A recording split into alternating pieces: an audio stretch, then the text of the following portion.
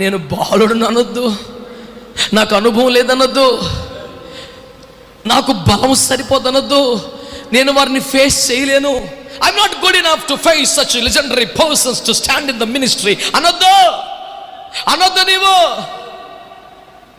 నువ్వు అట్లా చెప్తున్నావు కానీ నాకు బలం ఎక్కడదయ్యా, నాకు వయసు లేదు, అనుభవం లేదు.